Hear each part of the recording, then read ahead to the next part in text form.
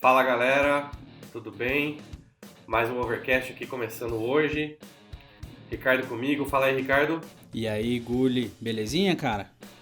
Tranquilo e você? De boa. Pronto pra mais um. Opa, com certeza. Toda semana nosso podcast aí oficial de segunda-feira. Ele é um rito, né? Que foi assim que nasceu. É isso aí. Cara, hoje o tema que eu acabei trazendo aqui é uma banda que por muitas vezes ela passa como desconhecida, porque pra muita gente que conhece rock, gosta de rock, é uma banda de um hit só, que é Miles Away. O nome da banda é Winger, e a gente vai desmistificar um pouquinho a história da banda, porque a gente vai entender que tem muito mais música conhecida além do Miles Away. Mas antes da gente falar disso, vamos tocar a vinheta aqui? Bora, roda lá.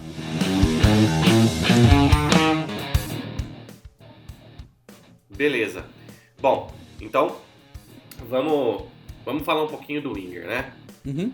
Bom, primeiro, a origem do nome é o sobrenome do vocalista, que é o Kip Winger. Esse cara, assim como outras bandas, Van Halen e Bon Jovi, tem o sobrenome utilizado para ser o nome da banda, né? E além disso, o Robbie Beach, que é o guitarrista solo, atualmente, por exemplo, toca no Whitesnake, né? Ele também toca no Winger, mas toca no Whitesnake. Então, ele não saiu de uma banda pra ir pra outra, ele tá fazendo os dois juntos?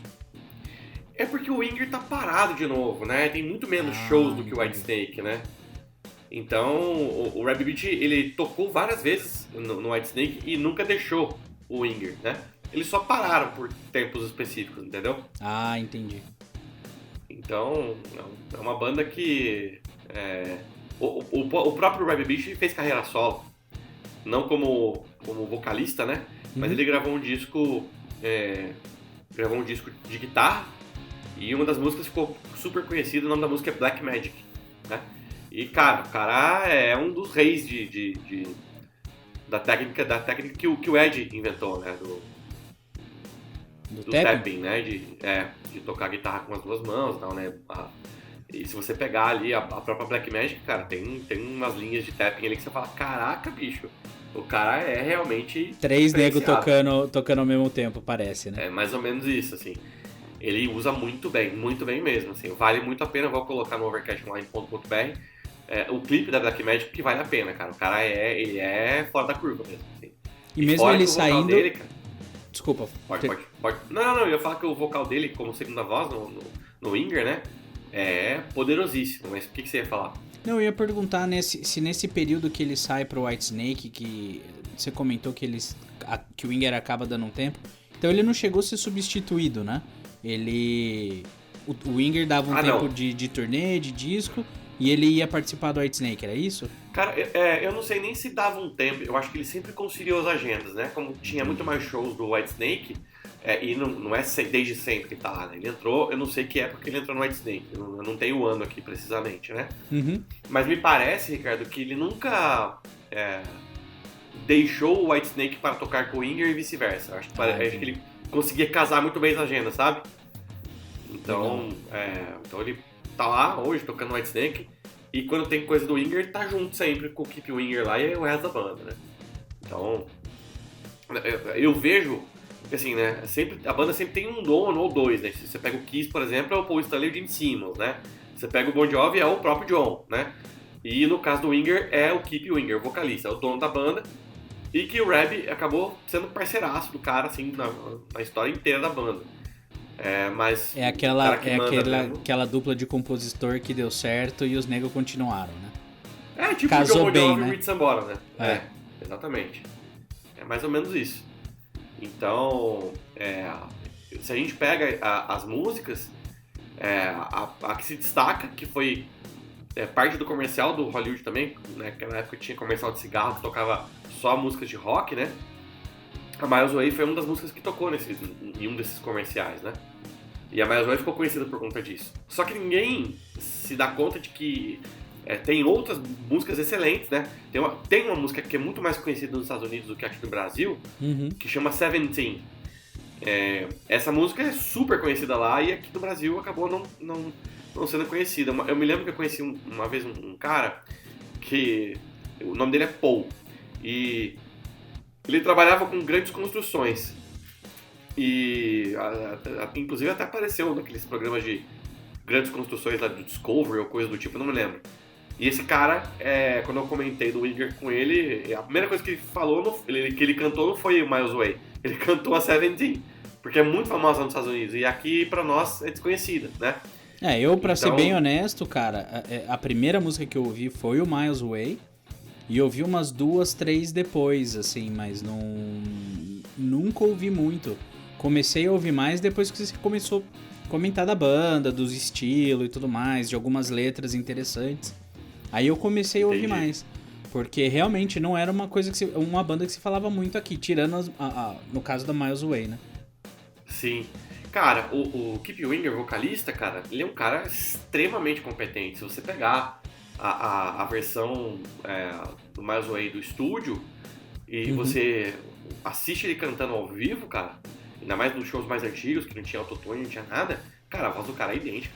É impressionante. A competência, porque a música não é simples de cantar. O vocal, o refrão, né? Cara, é alto, é difícil, cara. E o cara faz exatamente igual ao disco, cara. Então, assim, é bem impressionante, assim. A gente pode falar de outras músicas aqui, mas eu queria citar o disco número 4, né? Na verdade, não é o de número 4, se eu não me engano, deles, mas o nome do disco é 4, né? Não tenho certeza se o nome é por conta de ser o quarto disco, né? Pelo que eu tô olhando aqui, parece que sim, viu, Gulli? Eles tiveram em 88, eles lançaram o Winger, que é o próprio nome da banda, né? Isso, exato. Em 90 eles lançaram In the Heart of the Young. Em 93 exato. O Pool. Em 2006 o 4. Isso, aí você percebe o tamanho do intervalo que eles deram, né? Isso que eu ia comentar, né? É impressionante, cara, muito tempo sem, né? E quando voltaram, cara, esse disco 4 aí, que pelo jeito é o quarto disco mesmo, pra mim, depois você vai ver que tem o Karma em 2009 e você vai ver que tem o Better Days Coming em 2014. Eu conheço todos, mas cara, o 4 pra mim é o disco, especificamente por uma música chamada M16. É isso que eu ia te perguntar, o que te chamou tanta atenção no 4, cara?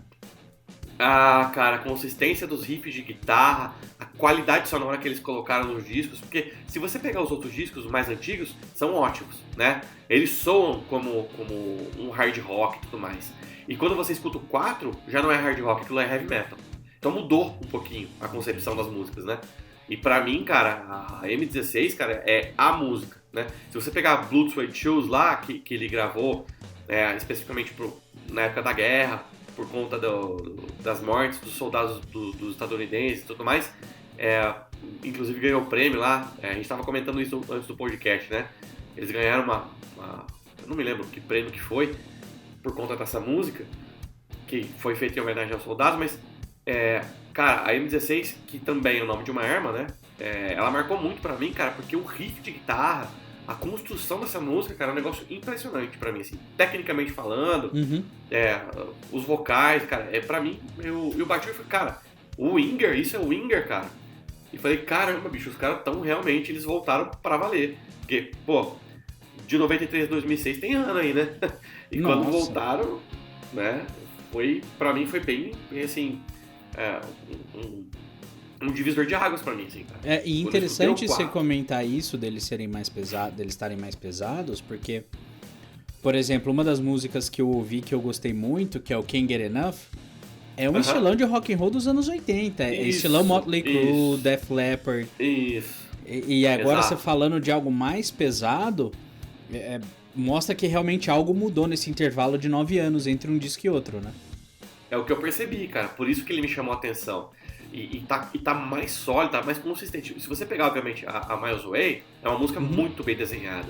Ela, milimetricamente, foi feita ali com um capricho enorme, né? Mas, quando você pega o disco 4, ele inteiro, cara, você percebe a maturidade da banda, sabe? Então, poxa, eu acho que... Bom, esse álbum me cativou, assim, fortemente. E não tem nenhuma música famosa, cara, mas me cativou fortemente. Dessas duas músicas que você comentou, Blue Suede Shoes, que inclusive tem o mesmo nome da música do Elvis, e a M16, que você falou que as duas têm uma, vamos dizer assim, uma letra voltada para o que estava acontecendo na época, dos soldados que estavam na guerra, as vidas que estavam se perdendo e tal. Me parece que esse disco tem essa temática, né? Porque, querendo ou não, em 2006, quando eles lançaram, fazia só 5 anos do atentado de 2001, então eles estavam no auge daquela crise que, não sei nem se dá pra falar que acabou essa crise, mas no auge do que aconteceu naquela época, né? Então acho que acabou influenciando nas letras das músicas, né? Muito provavelmente, né, Ricardo? Se você pegar a capa do disco, é um soldado. É um soldado, exatamente. Com os anjos em volta, né? Isso. Então tá ali, né? Tá descaradamente dizendo, cara, esse álbum aqui tem uma motivação, né? Todos eles têm, na verdade, né? Mas aqui esse foi bem específico.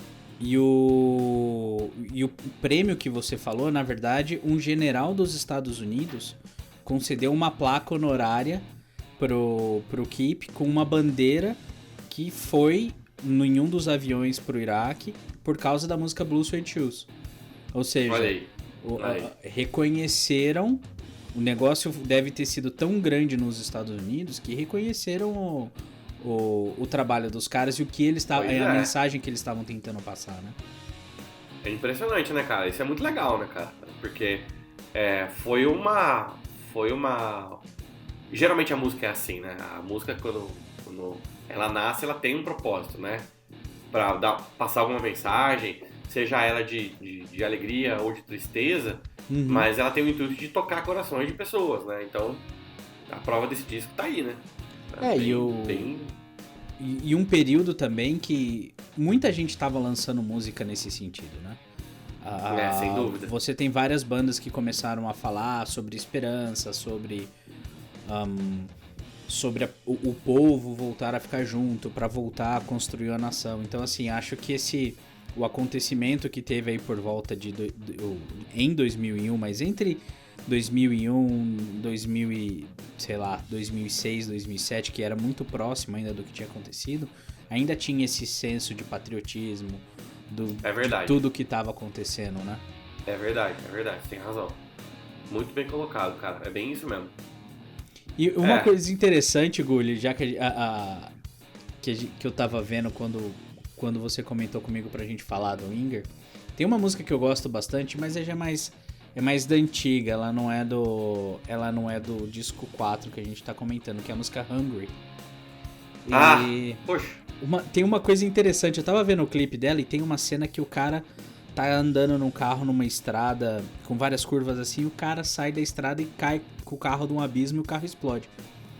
Eu falei, caramba, a cena é igualzinha a cena do Don't Cry do Guns N' Roses, que o Slash se joga do barranco com o carro. Eu falei, putz. Ô Ricardo, e aí vou te perguntar, qual clipe será que é mais antigo? Boa pergunta, hein?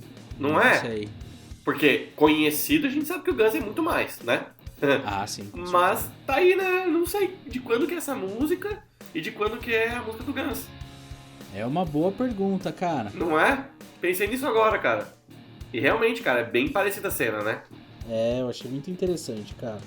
Aí eu falei, bom, deixa eu comentar, porque eu achei... Como eu gosto muito de videoclipe, eu acho muito interessante quando eles tentam... Naquela época que eles tentavam colocar umas cenas meio de filme, umas coisas meio... Que, na verdade, revolucionou o clipe na época de 1990 e pouco. Quem começou com isso, né, Ricardo? Foi o Michael Jackson, né? Com certeza. Os videoclipes do Michael Jackson eram praticamente curta-metragens, né? Não, produção, assim, de filme, né? Exato. Inclusive, Ricardo, falei hoje com o Luiz Henrique, que mais conhecido como Guizo, assim como eu, né? De nome Valmir, mais conhecido como Gulli. O Guizo, ele é, se eu não me engano, o maior colecionador de Michael Jackson aqui de Campinas. E convidei ele hoje para participar do podcast. Então, acho que nós teremos um podcast duplo, que nem a gente fez com o Eric. A gente faz um dia e depois faz um outro. Porque tem muita coisa pra falar de Michael Jackson. Ele tem várias histórias, cara. Com certeza um podcast não é suficiente, cara. Não, não vai ser, não. Bom, acho que tá legal o que a gente falou do Winger aqui. É importante a gente falar desse tipo de banda. Eu quis trazer por conta de ser uma banda extremamente competente, super, digamos assim, eu comparo o Winger com Extreme, com Mr. Big, com bandas do mesmo estilo, entre aspas, né? Uhum. E que são muito mais conhecidas. E, poxa, tem que falar desses caras, né, cara? O Winger, quando você pega pra escutar, cara, você fala, poxa, bicho, que sonzeira, cara.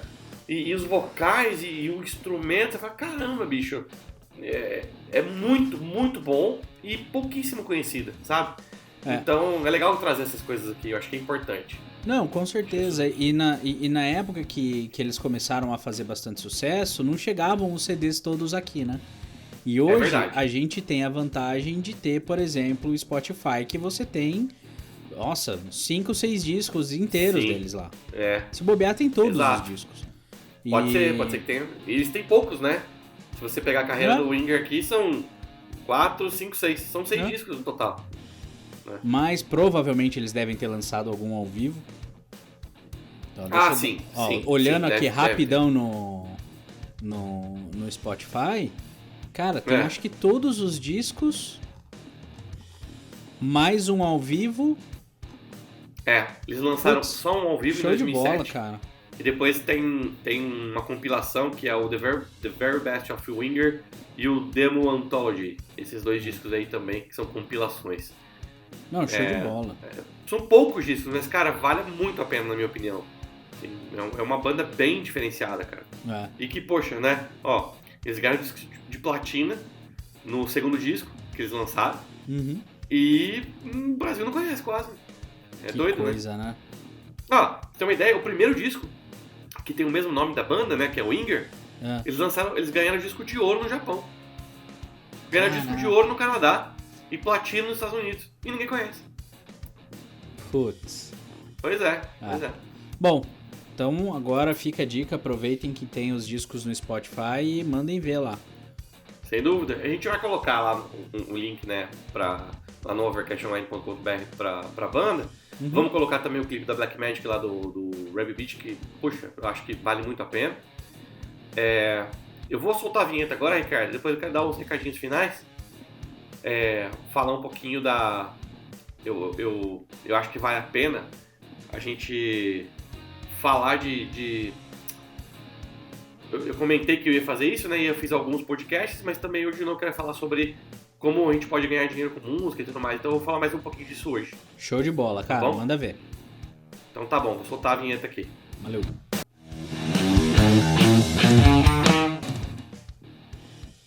Bom, vamos lá. Eu citei algumas maneiras da outra vez, né, dos outros podcasts aqui, eu citei alguns caminhos para monetização, né? Então, aqui fica a dica, né? Primeiro, você quer fazer dinheiro com música, cara? Se você tem talento, você tem facilidade, gravar, colocar isso na internet, cara, você tem a possibilidade, por exemplo, de quando você grava alguma coisa, você colocar no YouTube, soltar isso também no Spotify, soltar isso em outros veículos. Se você usar o Anchor, o Anchor.fm, é uma plataforma que você consegue, a partir dela, ela publica em vários outros podcasts, né?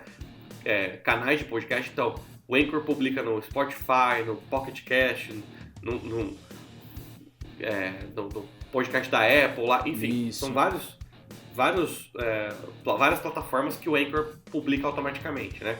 Então, e aí você tem a monetização. E para você entender como é que funciona isso, eu não vou falar tudo aqui agora, porque o tema é super abrangente, tem muita coisa, né? Mas, por exemplo, no YouTube, você precisa atingir uma quantidade específica de seguidores do seu canal, que seguem o seu canal, e uma quantidade específica de horas que as pessoas assistiram aquele canal. E a partir dali começa a monetizar. Mas o que eu queria trazer hoje? O que é importante? Quando você... Às vezes você fala assim, cara, mas meu lance não é fazer vídeo. Tá bom, não tem problema. Tem um monte de canal no YouTube que não tem vídeo. O vídeo é uma foto ou uma imagem que fica trocando ali, ou mexendo, e a música rolando. E o áudio fica rolando de fundo, né? Isso. Então, a pessoa monetiza com aquele áudio ali. A imagem fica meio que parada ali, não fica trocando, né? Então você não precisa fazer um vídeo, gravar você falando ou cantando, né? Você pode só botar o áudio. Pô, você pega lá, né? Todos os discos que saem das bandas, quando sai no YouTube, todas as músicas, é só a capa do álbum e o áudio. E o cara monetiza com isso. Então, olha um pouquinho diferente para o YouTube, por exemplo, e entenda que você pode monetizar sem precisar fazer vídeo. É só a capa do teu álbum ou uma imagem específica e a música rolando de fundo. Então acho que essa é a dica de hoje para a monetização, que funciona muito bem. Não espere ganhar horrores, não é isso. Mas cara, dá para monetizar. Se você fizer com consistência, a parte mais importante é lançar sempre músicas ou trilhas novas ou o que quer que seja que você for fazer e colocando sempre no YouTube. E aí, cara, a partir desse momento você vai ter engajamento do público e aí começa a monetizar. Então, é uma dica bem legal, funciona. Não vou falar pra você que, diferente daqueles daqueles youtubers que falam, não, cara, marketing digital, é só você fazer isso que você vai começar a ganhar muito dinheiro no YouTube. Não é assim, né, cara? É com consistência. Então você começa, depois de um ano, por exemplo, você tá ali fazendo semanalmente ou diariamente, a coisa começa a acontecer e aí, a partir dali, você vai começar a ter mais engajamento, mais gente acessando, consequentemente, vai monetizar o seu canal e aí, obviamente, quanto mais gente assistir, mais dinheiro entra na sua conta, tá? Lembrando que é em dólar, tá bom? Então acho que essa é a dica de hoje. É isso. Beleza? Aí, show de bola, cara. Bom, além disso, agradecimentos, como sempre, desde o começo do nosso podcast, o Gear Club, tá? O loja de instrumentos, lá de Curitiba, gearclub.oficial no Instagram e gearclub.com.br para a loja mesmo, loja virtual dele, tá bom? Então, bom, obrigado pela audiência, Ricardo. Alguma consideração aí? Não, show de bola, cara. Dicas que você deu essencial, bicho, para quem quiser começar a colocar conteúdo no YouTube, cara. Muito bom. É isso. Bom, então obrigado pela audiência, pessoal. E a gente tá crescendo, né, Ricardo? Aparentemente tem vários outros países aparecendo na nossa listinha ali. O pessoal tá curtindo lá fora, cara. Pois é, fica o agradecimento, cara. A gente fica só feliz com isso aí, tá bom? Então, um grande abraço e até a próxima. Valeu, até a próxima.